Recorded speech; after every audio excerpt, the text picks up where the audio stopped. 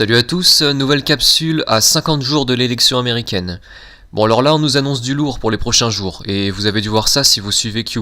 Donc ça nous vient directement du post 4686 de Q, où il nous explique qu'il va y avoir de la justice, du déclassement d'informations, et l'équivalent d'un Watergate x 1000. Donc Watergate, pour ceux qui savent pas, c'est l'affaire d'espionnage qui a coûté sa présidence à Richard Nixon dans les années 70. Sauf que là, c'est pas Trump qui risque gros, c'est l'administration Obama, les démocrates, et sans doute d'autres si on parle bien d'un Watergate x 1000. On a donc le post 4686 de Q qui nous annonce de surveiller la période du 14 au 18, donc ces 5 prochains jours, et celle du 21 au 25. On parle bien du mois de septembre, donc du 14 au 18 et du 21 au 25. Bon, l'année n'est pas précisée, mais ça semble évident qu'on parle bien de 2020, hein. Je précise parce que parfois c'est un peu plus ambigu que ça avec Q. Et on a aussi un message intéressant sur Twitter de Kevin Corke, c'est un journaliste de Fox News, il est dans ma vidéo d'hier où il parlait des téléphones réinitialisés. Et donc David Corke dit avoir été informé par le Department of Justice, donc le ministère de la Justice américain, qu'il y allait avoir incessamment sous peu des arrestations, des mises en accusation. Et c'est pas tout, j'ai aussi un tweet de John Basham. Alors John Basham, j'ai eu plus de mal à trouver qui c'était. Il aurait apparemment travaillé dans l'armée, dans l'intelligence artificielle, dans le droit. Et il dit avoir des sources selon lesquelles il va se passer quelque chose de lourd entre aujourd'hui et le 25. Alors plus précisément, il a posté le 12 et a prévenu d'événements importants pour les 13 jours suivants, donc du 12 au 25, soit à peu près la même période que dans le message de Kevin Corke. Et en image, John Basham, il met une image de Durham et Barr, donc ça nous renvoie clairement à l'Obamagate, au Spygate, tout ça quoi. Donc, visiblement, le ministère de la Justice a fait fuiter l'information selon laquelle des informations importantes étaient imminentes, ça s'ébruite, et même Q en parle, même Q semble au courant. Alors ça c'est l'information de base, maintenant on en fait quoi ? Crédible, pas crédible, on va voir ça. Il y a eu une réaction assez fréquente sur les réseaux sociaux, c'est une réaction du genre oui mais ça fait des mois qu'on nous dit que ça va arriver, ça fait des mois qu'on nous dit que c'est bientôt, il se passe jamais rien. Bon moi je dirais pas qu'il se passe jamais rien, mais je comprends la réaction. Cependant c'est la première fois que Q donne une date très claire, sans ambiguïté, en nous disant donc clairement tel jour il va se passer des choses. Bon alors dans l'absolu il a pas dit du 14 au 25 il va y avoir des arrestations, mais il y a un sous-entendu très clair et quand Q poste ce message il sait très bien ce qu'on va comprendre. D'ailleurs, il a fait référence au tweet de Kevin Corke dont j'ai parlé. Il a fait une référence d'un air de dire « T'inquiète pas mon gars, les arrestations, elles sont là ». C'est la dernière phrase du post 4686 pour ceux qui lisent les posts de Q. On se souvient aussi que William Barr, procureur général et au cœur de l'enquête, a dit qu'il y allait avoir des avancées avant la fin de l'été. Bon alors là encore une fois, des avancées c'est flou, mais il faut tout de même reconnaître que là il y a un faisceau d'informations qui mène à penser que dans les prochains jours il pourrait quand même y avoir des arrestations ou au moins des avancées suffisamment lourdes pour faire trembler le paysage politique. Pourtant, il se pourrait aussi que ce soit un leurre, parce que Q est un petit peu cruel avec nous, on sait que Q joue avec l'ennemi, on sait que l'ennemi lit les posts de Q et sûrement bien d'autres encore, et il se peut tout à fait que ça serve uniquement à faire paniquer l'ennemi. On peut tout à fait le penser parce que dans l'absolu, ni Q ni le ministère de la Justice n'ont d'intérêt à faire fuiter des informations pareilles. Si arrestation il y a, la surprise est toujours en avantage, donc on pourrait se trouver là devant une sorte de fausse fuite qui vise uniquement à faire peur à l'état profond, comme on l'a déjà supposé par le passé pour d'autres messages. Pour pousser l'état profond à la peur, à la précipitation, et donc pour leur faire dépenser leurs munitions inutilement, comme le dit Q. Donc en clair, va-t-il y avoir des arrestations d'ici au 25 septembre ? Réponse, on n'en sait rien. Mais l'avantage pour une fois, c'est qu'on sera assez vite fixé puisque le 25 c'est dans 11 jours. Donc voilà, au moins vous avez l'information maintenant. À part ça, il pourrait y avoir d'autres bouleversements politiques du côté des États-Unis parce que dans 2 semaines, le 29, on est censé assister au premier débat entre Trump et Biden. Bon, on va pas s'étendre sur le sujet, si c'est un débat en face à face, Trump va avaler Biden et tout le monde le sait. Alors sauf si Biden prend des médicaments, comme Trump l'a suggéré, bon on verra bien, mais personnellement je vois mal ce débat avoir lieu de la même façon que les débats contre Hillary en 2016. Là clairement les démocrates n'ont aucun intérêt à envoyer Biden face à Trump. En revanche, ils peuvent trouver des excuses d'ici là. Donc ils peuvent prétexter le danger du virus pour tout annuler, ils peuvent prétendre que Biden a été infecté pour tout annuler, voire pour le remplacer comme ça a été suggéré, ou encore organiser une sorte de débat à distance façon visioconférence, ce qui permettrait à Biden de se faire aider avec un prompteur, avec une oreillette, ce genre de truc. Bon, personnellement, je vois mal Biden se faire remplacer à 50 jours de l'élection.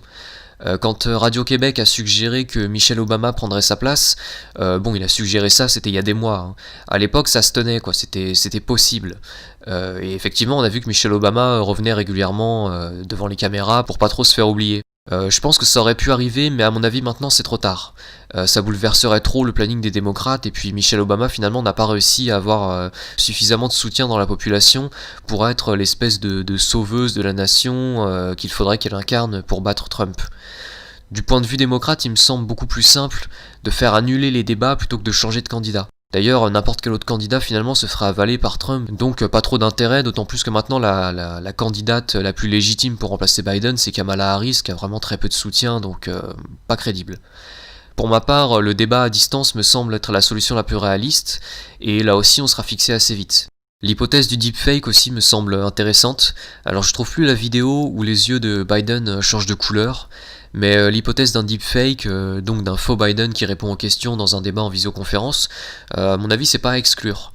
Pour ceux qui trouvent ça complètement invraisemblable, dites-vous qu'on en a largement les moyens, enfin on a largement la technologie pour ça, donc si les démocrates peuvent le faire, dans l'absolu pourquoi pas. On verra, hein, là je résume un peu les hypothèses, mais ce que je veux dire c'est qu'un débat en face à face, ça me semble impossible, et que du coup je m'attends à voir les règles du jeu un peu bousculées dans les prochains jours, soit pour que le débat se fasse en visioconférence, soit pour qu'il soit carrément annulé. Alors si on veut relier les infos, on peut imaginer des arrestations d'ici au 25, et en réaction, les démocrates qui accusent Trump de faire des arrestations politiques et qui annulent le débat en disant que l'élection est truquée d'avance.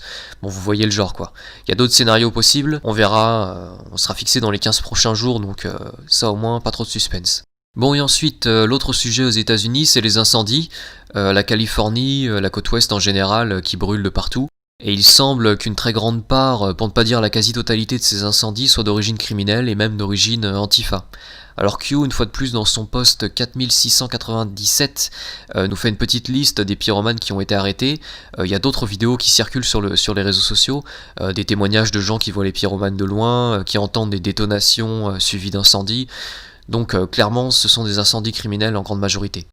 Bon, je vois pas trop où ils veulent en venir précisément en mettant le feu. Alors d'après Léo des décodeurs, ce serait peut-être un moyen pour les États en question d'obtenir des fonds en se mettant en situation de catastrophe naturelle, et voilà, des fonds qui leur permettraient de financer leur magouille, vu qu'ils sont plutôt à sec côté trafic, tout ça. Bon, j'en sais pas plus, pourquoi pas. Mais en tout cas, bon, c'est un clou de plus sur le cercueil des antifas, et encore une fois, ça sent un peu l'acte fait en urgence, quoi. Trump avait déclaré qu'il comptait classer les antifas comme organisation terroriste, c'était probablement pas une menace en l'air. Les antifas se sont illustrés dans les émeutes, maintenant dans les incendies. On sait qu'ils sont financés en partie par Soros, Soros qui est considéré maintenant comme un ennemi d'État, hein, qui reçoit plus de subventions, d'argent public, tout ça pour ses activités. Q avait aussi annoncé que les financements des antifas étaient tracés depuis déjà un bon moment, et qu'en gros Trump avait déjà tous les noms. Donc on pourrait s'attendre à un démantèlement global de l'organisation Antifa, l'arrestation de tous les criminels et de leurs financeurs, une sorte de purge géante quoi. Alors je pense pas que c'est pour tout de suite, je pense pas que ce soit ça les arrestations d'ici au 25, mais ça me paraît assez clair que Trump va porter un gros coup aux Antifa, un coup mortel même d'ici peu. Donc voilà pour les antifas. Alors sinon je voulais répondre à ceux qui se demandent si Trump n'est pas un agent du Deep State, ou encore pourquoi malgré les éléments qu'il a, on n'a pas encore d'arrestation. Bon déjà, Trump est-il un agent du Deep State? Bon, on peut se poser la question, après tout, il faut douter de tout, mais personnellement ça me semble vraiment improbable.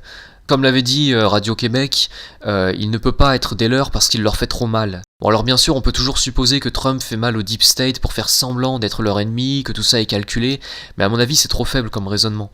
Quand on voit l'objectif du Deep State, on a quoi ? On a la censure, notamment grâce aux réseaux sociaux, le contrôle de la presse, la destruction des libertés individuelles, l'isolement des gens, la surveillance de masse, l'interdiction des armes aux États-Unis. Pour tous ces objectifs, Trump a gêné systématiquement l'État profond. Il a dénoncé le contrôle de la presse et des réseaux sociaux, il s'est opposé aux mesures sanitaires abusives du coronavirus, aux vaccins obligatoires, il a dénoncé l'OMS, le mondialisme de manière générale. Donc oui, on peut toujours dire, il fait semblant de dénoncer pour qu'on croie qu'il est l'ennemi du Deep State alors qu'en fait il bosse pour eux, mais honnêtement, ce serait compliqué la situation pour rien. L'État profond aurait pu imposer ce qu'il veut au monde entier juste avec la crise du coronavirus, le confinement sans fin, les vaccins obligatoires, enlever les enfants à leur famille comme en Australie. Tout aurait été plus simple sans Trump. Tout serait même peut-être déjà fini sans Trump. Donc moi je me pose la question, quel intérêt pour l'État profond de mettre Trump dans l'équation, de mettre Trump au pouvoir, pour qu'il ralentisse tout, pour qu'il perturbe tous les plans, pour qu'il refuse le vaccin obligatoire, qu'il se dégage de l'OMS, des accords de Paris, qu'il fasse la promotion de la chloroquine, qu'il stabilise le Moyen-Orient, alors que l'État profond, il sème la guerre permanente depuis des décennies. Pour moi ça a aucun sens. Ce serait, pour l'État profond, ce serait dire en gros, c'est bon, on a tout gagné, il n'y a plus qu'à prendre le gâteau, mais on va quand même faire élire Trump pour qu'il fasse semblant de nous empêcher de prendre le gâteau pendant qu'on le prend quand même. Bon, ce que je veux dire, c'est qu'avant Trump, l'État profond contrôlait tout. La politique, la finance, l'économie sur toute la planète. Et il n'y avait aucun besoin d'un Trump pour faire semblant de quoi que ce soit en fait. Le plus grand danger à l'époque, c'était les révoltes populaires, qui n'auront jamais la puissance qu'a Trump aujourd'hui. Et puis surtout les révoltes populaires, on a vu qu'il suffisait d'un virus pour faire peur à tout le monde. Donc vous allez me dire, mais non, c'est le contraire, les gens font des manifestations géantes pour s'opposer aux mesures sanitaires abusives. Oui, c'est clair, mais en ce qui me concerne, je me demande ce que seraient ces révoltes populaires s'il n'y avait jamais eu Trump, s'il n'avait pas promu la chloroquine ou dénoncé toutes les choses un peu louches de cette histoire. En gros, s'il incarnait pas depuis le début l'opposition au mondialisme et à la dictature de la peur, de Soros, Bill Gates et compagnie. Je dis pas que toute révolte populaire vient de Trump, mais Trump a quand même donné une énergie au monde entier. Je vous rappelle que les banderoles aux manifestations de Berlin ou Londres disaient Trump, viens, aide-nous. Et je vous rappelle aussi que dans le monde entier maintenant, les gens lisent les posts de Q, ils font leurs recherches, ils se mobilisent, et que sans Trump, il n'y aurait rien eu de tout ça. Q, sans la victoire de Trump, ce serait tombé à l'eau. Ça aurait clairement pas eu le même impact. Donc à ceux qui pensent que Trump est un agent du Deep State, je vous invite à voir tout ce qu'il a fait pour convaincre les peuples des dangers du mondialisme et de Soros et compagnie, et de vous demander si ça aurait été pas plus simple pour le Deep State de simplement faire élire Hillary Clinton. Bon, je vous laisse vous faire votre avis, voilà, maintenant vous avez le mien. Et enfin, pourquoi Trump n'a-t-il pas arrêté ses ennemis depuis des mois? Eh ben, tout simplement parce qu'il suit des procédures légales. Déjà parce qu'il a passé au moins les 3 premières années de son mandat à nettoyer la corruption des agences gouvernementales, donc FBI, CIA, NSA, jusqu'au secrétaire de la Maison Blanche. Donc bon, déjà sacré boulot. Et donc ensuite parce qu'il suit les procédures. Donc là, Trump, il a rassemblé des témoignages, des pièces à conviction, il fait mener des enquêtes, il a sûrement un agenda déjà bien réglé depuis longtemps qu'il n'a pas envie de bousculer. S'il arrête Obama demain, il sera traité de dictateur dans le monde entier, et ça le desservirait. Par ailleurs, c'est un bon signe qu'il prenne son temps parce que ça veut dire qu'il n'est pas dans l'urgence. Il n'est pas comme les démocrates obligés de tirer ses munitions dans la précipitation. S'il sentait qu'il allait perdre en novembre, il pourrait très bien justement bousculer le jeu en lançant des arrestations dans tous les sens, mais de toute évidence il se sent pas en danger parce qu'il sait qu'il va gagner l'élection. Comme dirait Q, il ne dépense pas ses munitions. Il faut juste accepter que l'état profond ne se détruit pas en quelques mois. Voilà, l'état profond s'est construit pendant des décennies, voire pendant des siècles. Bon, ça peut bien prendre 4 ou 5 ans à se démanteler, et on est beaucoup plus près à mon avis de la fin que du début. À mon avis, Trump bosse bien plus vite que certains ne veulent l'admettre, et voilà, aujourd'hui Trump il a un objectif capital, être réélu en novembre. Je suis pas persuadé que lancer des arrestations massives qui sont censées bousculer le monde entier, je rappelle, je suis pas sûr que faire ça soit le meilleur moyen de remporter l'élection. Sinon, à ce compte, il peut bien mettre Biden derrière les barreaux tout de suite. Il a sûrement ce qu'il faut pour, mais si c'est pour que l'élection soit annulée pour une sorte de vice de procédure, vous voyez, et que du coup ce soit Nancy Pelosi qui devienne présidente par intérim, bon, vous voyez le truc quoi. Il peut y avoir des arrestations mineures, des auditions mineures comme il y en a déjà eu, mais Trump n'a probablement pas intérêt à pulvériser l'échiquier politique ou médiatique du pays, voire du monde, juste avant une élection qu'il a quand même de fortes chances de gagner. Donc encore une fois, patience, on sait que c'est difficile d'attendre, mais ça va dans notre sens, le temps joue en notre faveur, donc patience, et encore une fois on est beaucoup plus près de la fin que du début. Donc voilà, on va s'arrêter là pour cette capsule. Entre les supposées arrestations d'ici au 25, on verra bien. Le débat présidentiel qui est donc censé se tenir le 29 septembre. On aura l'occasion de reparler de tout ça, donc encore une fois, patience. Un grand merci pour ceux qui m'ont fait des dons, merci beaucoup à vous. Et merci aussi à ceux qui partagent les vidéos. Allez, salut à tous et puis à la prochaine. N'oubliez pas d'activer la cloche pour être prévenu des nouvelles vidéos. Vous pouvez me suivre sur Twitter et Facebook, et vous pouvez me soutenir sur Tipeee et Paypal. Tous les liens sont en description.